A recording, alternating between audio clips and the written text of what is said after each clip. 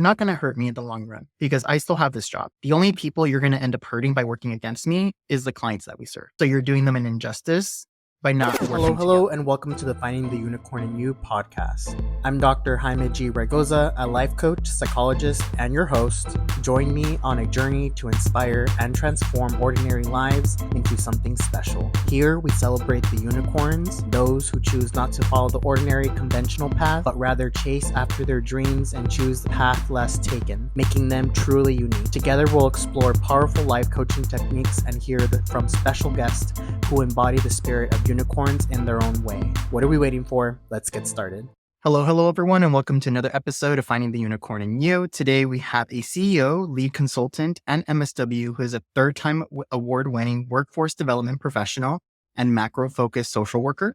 She has committed to challenging the status quo of economic development through career and education pathway design, thus creating the MSW Coach TM.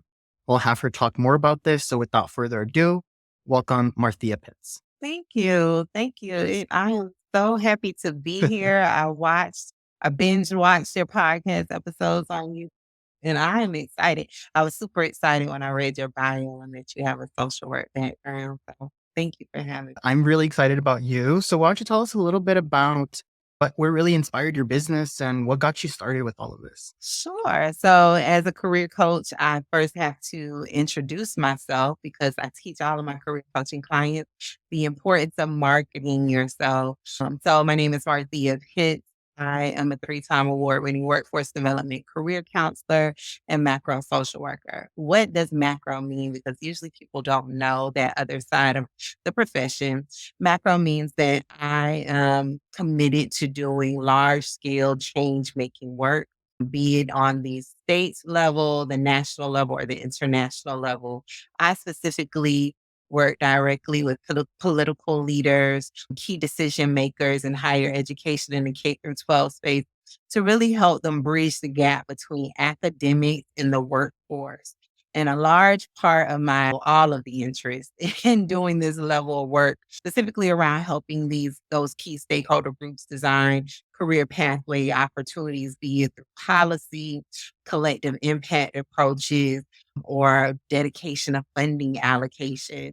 A large part of my interest came out of my time working on the front lines as a workforce development career counselor, where I worked in a workforce development center. So every state is required by federal policy to have a workforce development center where they provide career services. And so I worked there for over 5 years and was promoted internally 3 times, But it was in that role that I realized that a lot more work needs to be done beyond frontline services, specifically around systemic level issues. And so I got a battery in my back to really help bridge the gap for a lot of career seekers as far as especially historically under-resourced population. Me becoming the MSW coach or starting the MSW coach consulting firm was birthed out of my time on the front lines and really wanting to do more in my career as far as moving the needle closer to progress.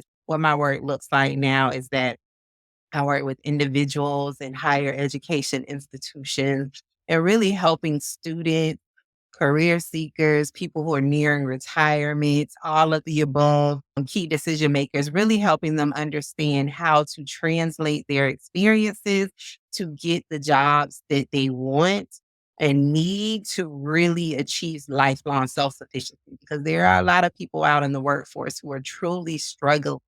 And I always say with every lead that you can imagine, financially, emotionally, physically.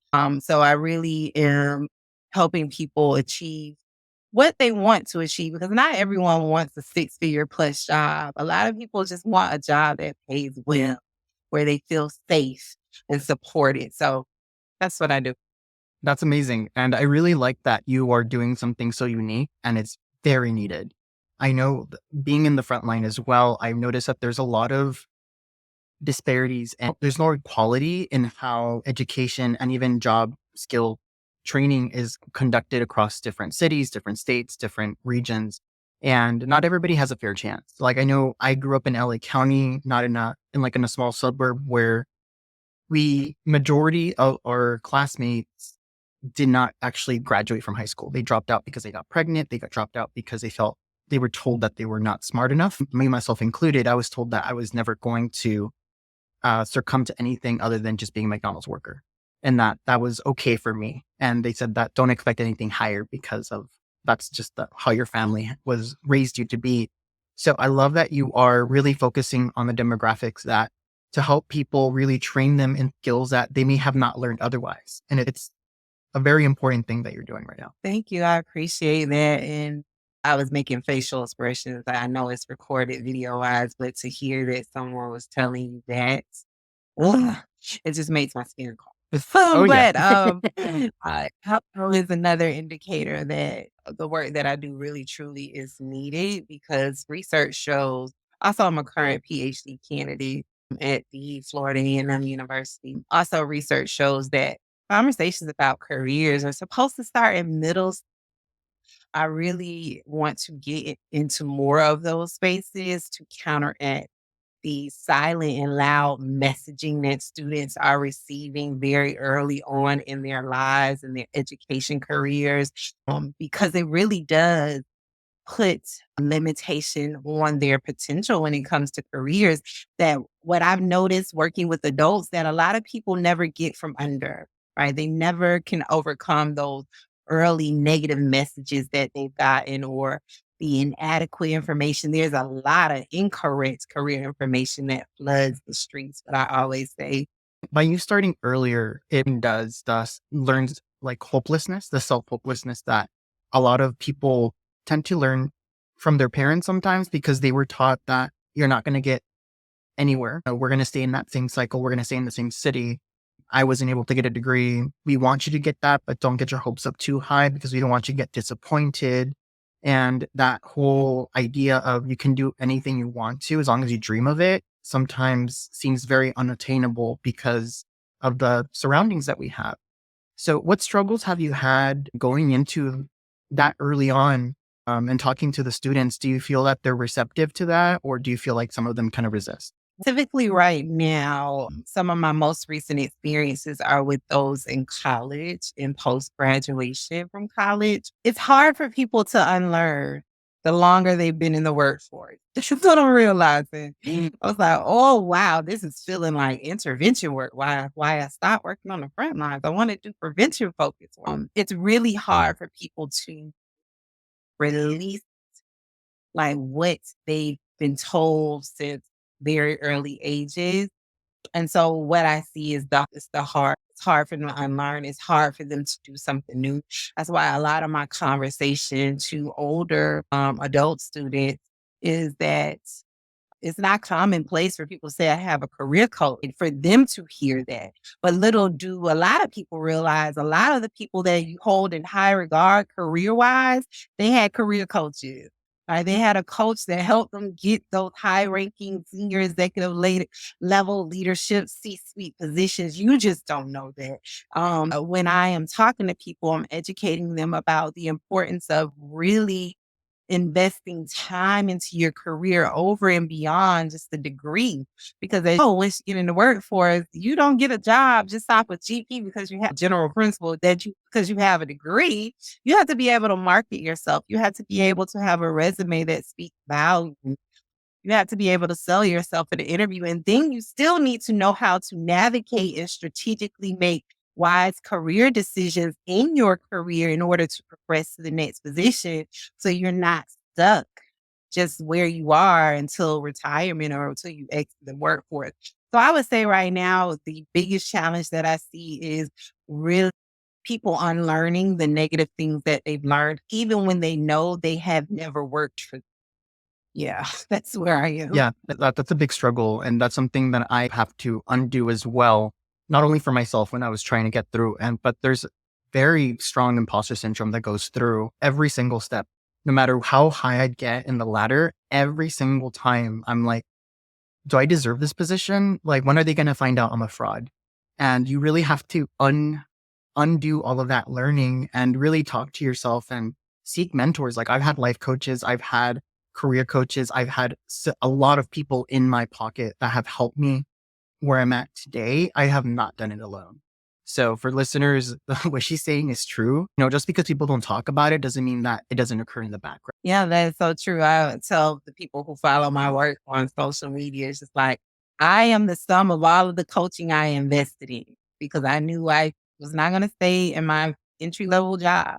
I got a leadership coach. I have a career mentor who has worked years as the head of Fortune 500 HR departments who fills my cup and gives me tips and strategies. Even though I'm good at what I do, I still have a career mentor.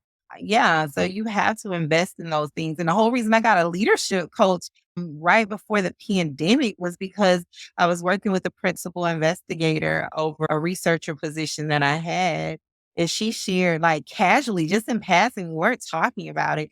We were trying to schedule out a meeting with the funders. And she was like, "Oh, I have a standing meeting with my leadership coach. I'm not able to meet that day." And I remember running back to my desk because she's also a macro social worker. She's someone who I hold in very high regard. I'm like, leadership coach? What is that? Let me Google this. And I put it on my list of my goal plan. I was like, I'm going to get me a leadership coach. And so, yeah, people don't know that. And she's someone that has her PhD. She traveled the country doing world renowned work around child welfare and implicit bias. And it's just like people don't know that a lot of people that you hold in high regard support. Now, I can tell from your personality, just from speaking to you, you have such a big energy and just a bubbly personality. So I can see how you have this talent to talk to people and they'll want to listen to you.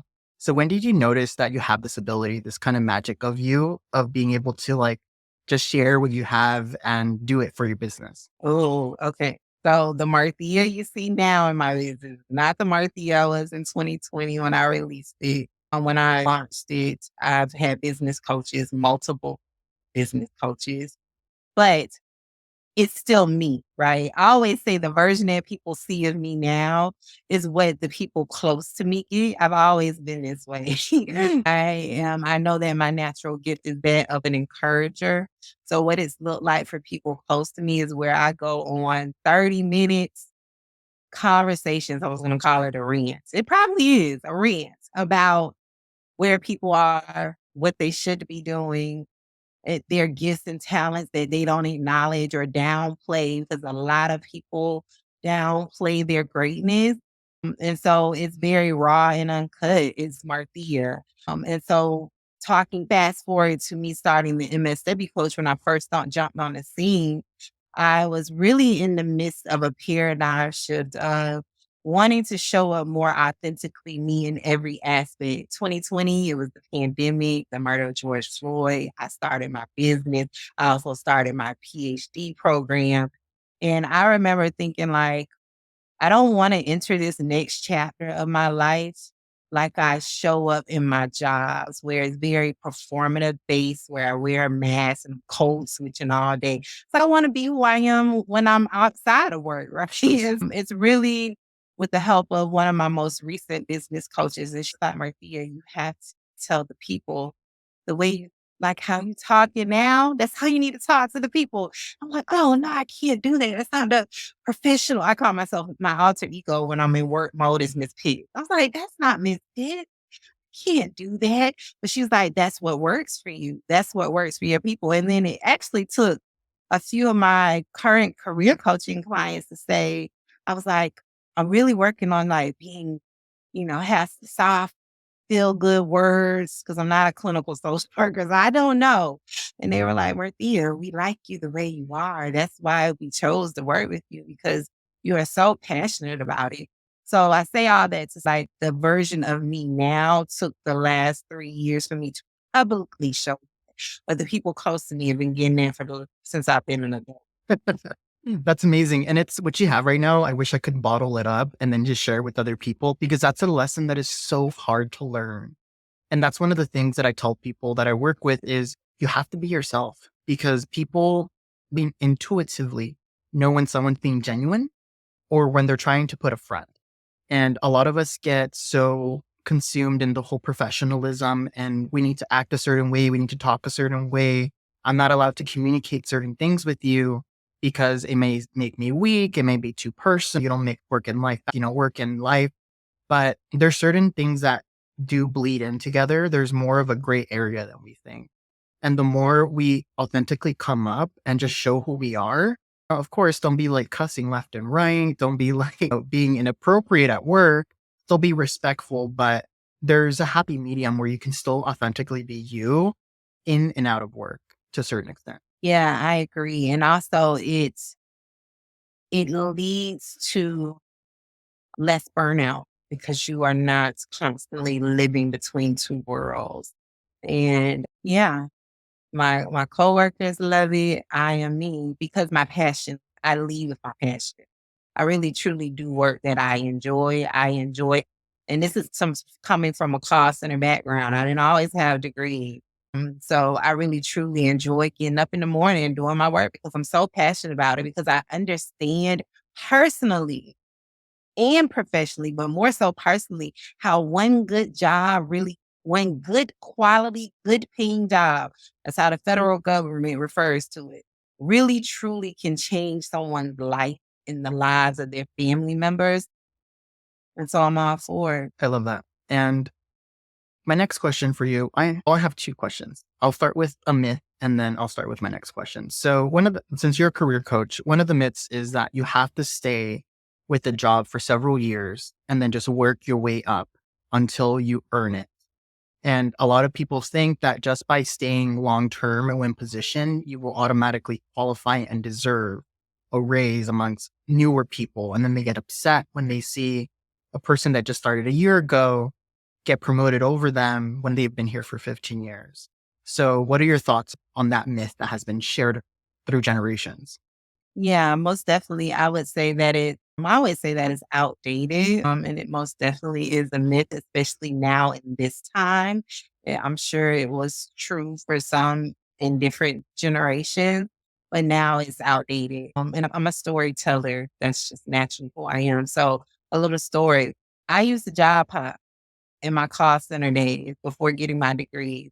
And my family did not understand it. They couldn't, because at that time I worked in state government, and where I live, state government jobs is gold because I live in a small rural town.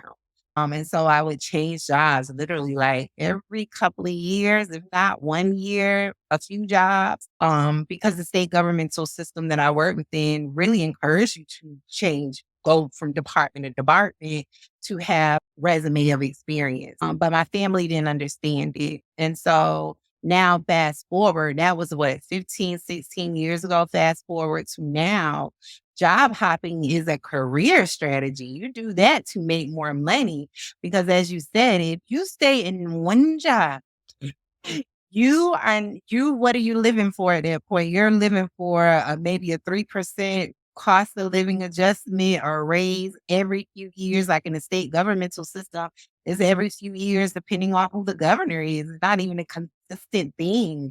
So when you do that, you really run the risk of not even run the risk, you pigeonhole yourself because had colleagues, I've had colleagues before who stayed in positions it's like for 25 plus years. And at that point, yeah, leadership doesn't look at them as like a viable person to move up. It can be for a few different reasons. One of the reasons could be like because you do everything in that job. And if they promote you internally, who's going to do the work because they know they could never hire someone else? Or it's because a sign of burnout is a pessimistic attitude. Maybe you become very pessimistic and it's like, we don't want to promote you internally and they have to deal with you and even more what we're dealing with you. So it can negatively impact you. So I always tell people like, that's outdated. Now you should be moving if you want to make more money. They're strategic moves. Let's be strategic. I think that's the key point is you have to be strategic about it. So sharing about me as well, when I got out of college, I think I lasted maybe anywhere from 6 months to a year with the position. I will get the skills that I needed, and then I would apply to the next job and get the skills that I needed there. And the only reason I've stayed at a job longer than a year is when I was actually learning new skills that I can apply for a future job. Yes, I love that. Also, while you were saying that, it reminded me of a recent live on my Instagram page about how I learned that job hopping was okay. And it was when I was making the transition to start doing national and international global work. I study people's resumes and CVs for fun. I just do. During those years, I was studying the resumes and experiences of executive CEOs of Fortune 500 companies. And one of the running themes that I quickly identified was they didn't stay in any job longer than a year. And they were changing from organization to organization. And they would job hop on average for from 4 to 5 different organizations and before they would land their CEO level position. And I did a lot of research at that time to try to understand why that was. And what I found or gleaned from the different articles that I was reading at that time is that employers prioritize people with vast varieties of experiences for many different reasons. It could have been that they've worked with their competitors and they want to learn some new things to make them the top player in whatever industry they're in. It could be that they had experience with a specific type of product or service method, whatever it may be. But yeah, CEOs, they move around. And then but when we look at the resume, when I look at the resumes of people who have been in positions for 10 plus years, they are still in the job that they came in and or maybe one step above in a supervisory job, but that's not goals for them. So job hopping is a thing. One unintended consequence, though, of doing that is you are going to bump into new environments that you don't know how it's going to be.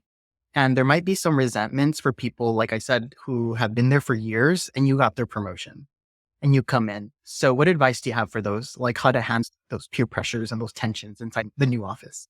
Oh, I may be the wrong person to ask this. Like for me, I approach my career as a business.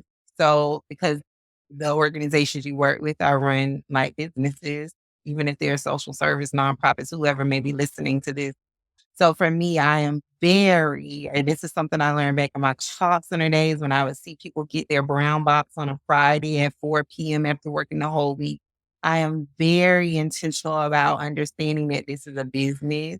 There's no emotion in my career when I'm in the workplace because I understand business is business. So with that being said, when it comes to relationships and people's qualms and issues about a thing, that has nothing to do. I'm here to do my job and I'm going to do it with excellence because I'm a top performer everywhere I go. And if it gets to the point where it hindering my performance and my ability to do the work that I've been hired to do, I will ask for a coffee tea chat. Let's sit down and talk about how we can come together as a team, set aside whatever issues there are. How can we come together as a team to achieve the goal or the objective that we've been tasked with? Now, I have had to do that with someone in the past, but it wasn't because I came in above them. It was just another internal issue that I wasn't aware of. But I say all that there's no feelings in business, unfortunately. I completely agree. And I could go the same route. I do have a talk with everybody though, especially if I feel that tension coming around. So I have a sit down with them individually and I'm like, okay, so I sense that you and I may not have a good relationship right now. And that's fine. I don't know what's going on between you and what resentments or what ideas you have of me, but I'm going to be very honest and clear. I'm here to do a job. Whether you're here or not here, I'm still going to do that job. So either we can work together and move forward and do great things together, because obviously you know so much that I don't, because you know the culture, you know the clients, you know so much that I can learn from you. And then I'll teach you everything that I know. So to help you get a little bit higher and maybe get this job next time. I told them, I don't know if I'm going to be here forever. So wouldn't you want to get the skills that led me here so then you can take over next time? And then I feel those little light bulbs kind of start going on. And they're like, okay. And then if that doesn't work, then I usually go with the only person that you're not going to hurt me in the long run because I still have this job. The only people you're going to end up hurting by working against me is the clients that we serve. So you're doing them an injustice by not working together. So whatever works, but that's usually the two conversations I have. I love it. Yes, that listeners, write that down. That is a gem. I love it. Thank you. The question I originally intended, I got a little sidetracked because I remembered that. But I know you talked about that it took you a while to get to the person that you are today. How did you push through any self-doubts, any insecurities that you had along your journey to do the things that you do now? Yeah. So I didn't mention earlier, I'm also an extreme introvert. I'm an introvert in my personal life. I've been forced to be an extrovert in my professional life. So how I push through, because another thing I'm very transparent about is that when I started to intentionally target higher level positions with larger sounding job titles, bigger salaries, all of the things, there was a lot of fear there. Even with entering into my PhD program, there was fear there. And so what I do personally is really lean into my faith and my relationship with God.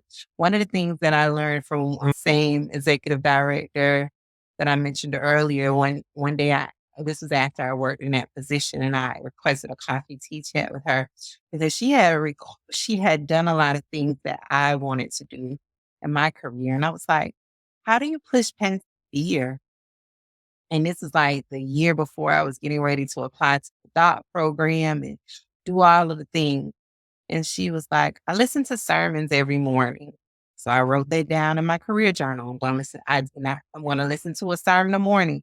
I still do that now. And it's been, I don't know how many years, 8 years, 5 years, 7 years. So I lean heavy into my faith. As an introvert, I make intentional time to recharge uninterrupted. So I call it, I will fall off the face of the earth for a few, but I'll be back. I keep my phone on do not disturb. I also lay across my bed and look out the window or watch YouTube, even though YouTube has been very dry lately. I've been watching it for the last 14 years. It's not what it used to be, but watch YouTube, laugh until my stomach hurt because I laugh. I love to laugh. And so I do things that are foundational for me to push through the fear. I realized this morning, though, that I dream, my goals aren't big enough right now currently because I'm not afraid anymore. I'm just coasting. Like, I can jump on here and talk to you for 30 plus minutes without a problem. I don't have any nerves or butterflies. Back in the day, Marthea would be a mess right now. A little bigger, dream a little bigger, because fear, I've learned also, is that it's not that the goal is that fear goes away completely. It's the goal is that you continue to persist despite you continue to push forward. You continue to move towards what you want. And the fear is going to be there, but the goal is just to keep moving. I love that. I love that a lot. And you keep a lot of good nuggets in there for listeners. Definitely rewatch it, like re-listen to that. There was a lot in there that I want to unpack now. So one, you mentioned self-care, which is a big thing. You have to take care of yourself. Find out what you love to do, what nurtures your soul, and do it every now and then. If not, you're going to burn out. There's only so much you can do before your body runs on empty. So take that time to nurture yourself. It's even harder, like you said, being an introvert and forcing yourself. That's so much energy and time that you're putting yourself to put yourself out there to pursue the dreams that you want. So I applaud you. I'm a mixture of introverted and extroverted, but for me, it comes very naturally. So I actually get more energy the more I talk. So for me, that's the way I recharge my battery, but I completely understand. And I also like leaning into your faith is a big one. Like definitely have something that grounds you and that reminds you what you're doing and how you're doing it and to follow good principles. Because a lot of us, there's a lot of temptations out there on not on reaching the goals that you want, but not necessarily the right way. So reminding you, okay, I should follow these principles so that I can keep ethical, morally sound, and I pursued my dream the right way. Yeah, that's a great point. And I don't believe in coincidences. So I'll say this. I recently discovered that I was moving away from my foundational values. And they say, like, I'm a very loyal person. So I will hold on to things, people, places until it's just to a detriment of myself. But I always say, like, I has to literally snatch it out of my hand made me not do it. And so I've recently experienced something like that. And now that I'm on the other side of it, I realized, oh, I was really moving away from my values and from my faith system. It's like, yeah. So it's important that you, like you said, to stay in line with your values and your goals and what you believe in and all of the things, right? Because everyone has different belief systems.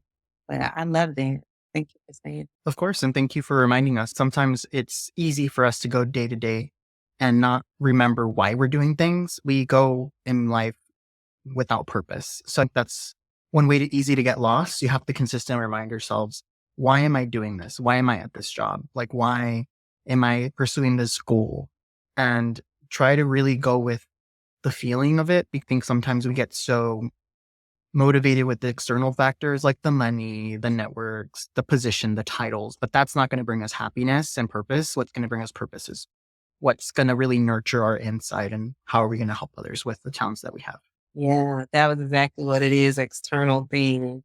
I was like, oh, that's not even what drives me. Why was I chasing it so hard? Like I was literally seconds away from hitting a major milestone in my business. I'm like, wait a minute, that's not why I got into this. But yeah, so thanks for the reminder. Of course. And we're all going to get event. We're all eventually going to hit those milestones that we're aiming for anyways. We just have to make sure we do it the right way and we don't sacrifice our mission on the way there. Asking you for advice. So for people who are feeling, let's say they're feeling lost, they're feeling like they don't know what their talents are, or even if they have any talents. I've come across so many individuals that are stuck in their same job because they feel they're not good enough. And when given the opportunity to leave, they won't because they're scared that, this is all I've done my whole life. What if I don't succeed and I get fired and then I lost this security blanket that I've had all my life? So what advice would you give them to be able to tap into their inner talents and actually take the risk? So I'm going to kick into career coach mode. Hold on to your seat. So it's definitely, I see that a lot of people, and I always lean forward when I'm career coaching. So what I see lately is that a lot of people really are struggling with the thought like, I'm unqualified. I don't meet the requirements. Oh, I need to go get another degree, or I need 101 certifications, and they don't even know that it's a requirement. And so a lot of that comes from the fact that what I always say is people need to do their work. I don't define what that is for people because that's between you and whomever you seek assistance from, support from, all the things. But I always say that people need to do their work. And so a lot of that for people is mindset work, confidence building, belief in themselves. It's very easy for people to believe in others, but when it comes to them, it's a very different thing. And so that's why I said at the beginning, people are truly struggling in their careers because they are deeply, deeply unsatisfied. They don't feel safe. They're not making enough money to live, but they won't move out of the position they're in fear that they can't do the next job. When in reality, they don't even know what the next job is. They don't know how to find it. They don't know what the requirements are, but they hold on to the narrative of, I can't do it. That's why I'm very different from other career coaches. And I say I bridge the gap between academics and the workforce because I am able to tell people and show them in real world terms, how can you use the degree that you have to get the job that you want? Because a lot of people struggle with that. That's why I'll stick with the example of social workers. That's why social workers only search for jobs with social worker, MSW degree, VSW degree in the job description. And it's like, you can do other things, right? But people don't know what other things are. So I teach them based on where you've worked in the past, this is what you can do now. But more than that, I'm not telling people what jobs to pick. I help them truly design their career based on their interests. But to answer your question, the mindset work is imperative. And so when you were asking the questions, I immediately thought of a story I was telling the people that follow my work the other week is that in my personal life and in my professional life as a career coach, I randomly send people job leads.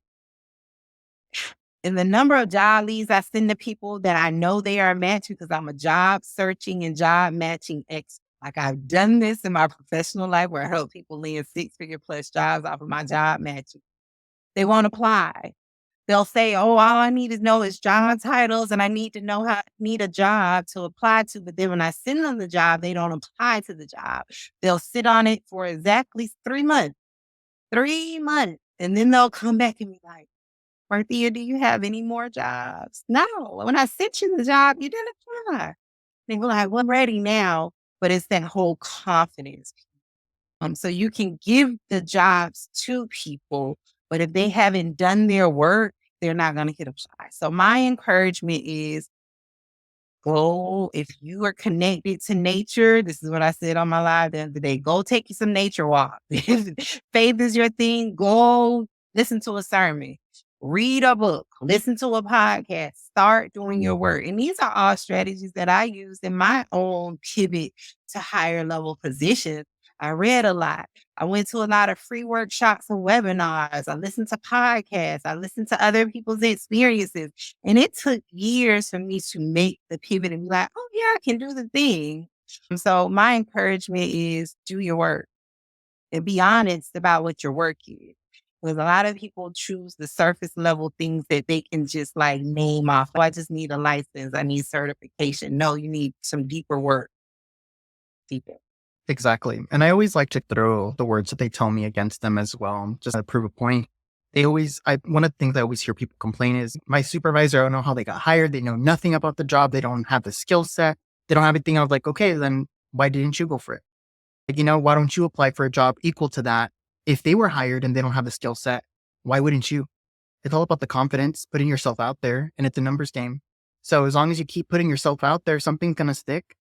If it happened to them, it could happen to you, but you have the skill set to actually make it better. And so people don't complain about you that way. So just do it. The worst that's going to happen is you don't get it.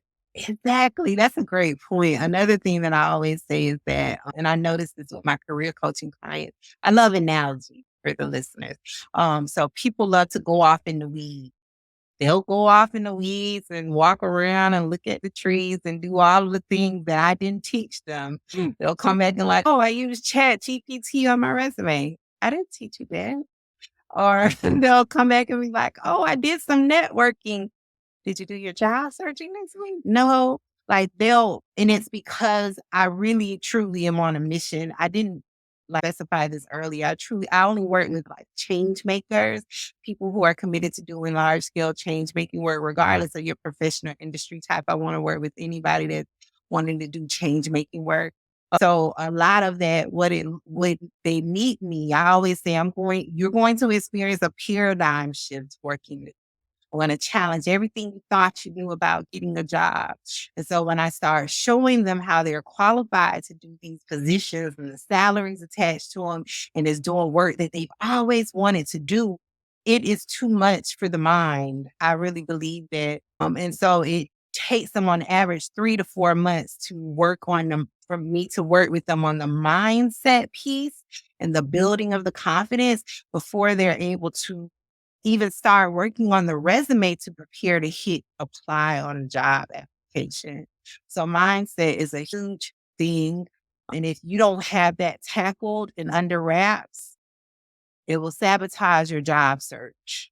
It really will be. And it will lead to, like you said, those snowball of what you think are barriers, but I always say that they're perceived barriers and they're not really barriers.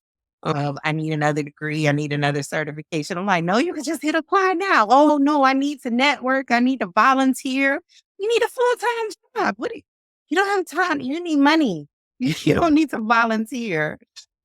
And it's that imposter syndrome. And I personally gone through this where I bought myself almost $4,000 to $5,000 worth of trainings that I thought I needed to be able to do what I wanted to do. Because every single time I got something, I was like, I didn't get that thing that it's going to make me feel like the confidence. I need another course. I need another course. And it wasn't until my life coach told me like, okay, but what are you learning? People are not going to care that you have these million certifications and these like online badges on your profile. They're going to care is like, can you talk to me? Can you actually solve my problem? If not, then what's the point of you getting all of this extra stuff that's not really going to matter at the end? A lot of us already have the experience to do the things that we want to do. We're just scared to put ourselves out there and fail. Yeah, that's so true. I heard someone say the other day in the business coaching space about you need to back through and look at your notes from all of the coaching you had in the past and implement something from that. And I've been doing that a lot lately. Like, oh, I bought this 2 years. Yeah, I bought a lot of stuff. So I was like, oh wow, I had this idea. Looking back at my notes app and I'm implementing it. My people are loving it. It's like you have what you need in your hand. Exactly. And half of the time, we're not going to remember everything that we learned. I always think that it's good to continue learning and expanding, but don't use that as a crutch to not move forward. Consistently move and keep going and going. Now, we're all running out of time. I can probably talk like a whole nother hour. You've been such a pleasure to talk to. But I have one final question before we wrap up, and it's the premise of the podcast. So what is the key unicorn lesson that you wanted people to leave with today that will help them tap into their inner unicorn? And let's put it more into career, since this is your specialty, that will have push forward into the career that they want. I always tell people that I want you to shine so bright, you have to make people put sunglasses. Because the reality is that a lot of people are afraid to be seen and heard. And that is why you are so afraid to move forward in your career. The root cause of imposter syndrome. Maybe you're an introvert. Maybe you've had bad experiences in the workplace before that have left you really dealing with after effects of that. Whatever it is, but I want you to understand that you are sitting on skill sets, experiences, and education that can really bring you in some dollars. I always say you're sitting on a six-figure set of experiences, skills, and education, but I know the talk about six figures scares some people. So I try not to use that lately, but you can at least 2 times your salary for where you are now. And also another thing that I always talk about is that career advancement or progressing your career doesn't mean that you have to be on the front lines and be a leader, because not everyone in the world wants to be a leader. There are high ranking positions where you can at least 2 times your salary that are behind the scenes in every organization. And I'm big about helping people design careers centered around their professional passions. I'm not saying to monetize your number one passion in the world, but you have at least 10. We can pick number 10 and infuse that into your career.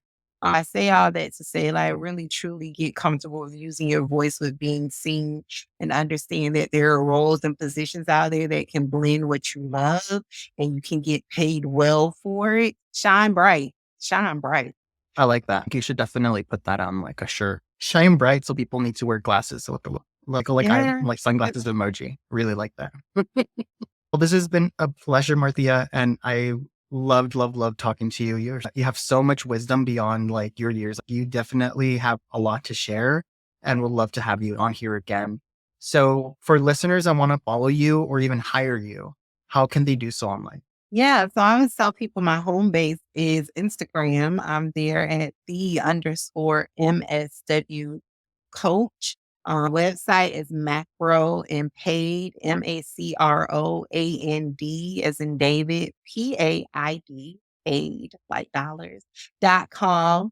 That is my central location to find where you can connect with me on social media, how you can work with me. I have a full boot career coaching program. If you are a key decision maker in higher ed or in the K through 12 space, and you want to bring me out to consult or even speak to your students or your professionals, bring me out. I'm ready. Yeah, so that's where you can connect with me. Also, you can, if you visit macroandpaid.com, you can get my free e-course to learn more about pro level work, change making work. I don't just work with social workers. I work with all professions, with people who are international as well. Macro Unpaid is the place to go if you want to do your due diligence about where I've worked on macrounpaid.com, and also give you the link to my LinkedIn page. Go look me up. Google me. I'm there. Thank you so much for having me. This has been a pleasure. Of course. And I'll have all of this information saved in the show notes. So feel free to you don't have to rapidly rewriting all of this down. You can go ahead and just click it. And also if you go to my website at raygoza-consulting.com, If you click the Unicorn Wall of Fame, you'll see Marthea on there, and you'll see a summation of everything that she said and everything that she does on there as well. Thank you so much for everything. And one reminder for episodes come out every Friday at 7 a.m.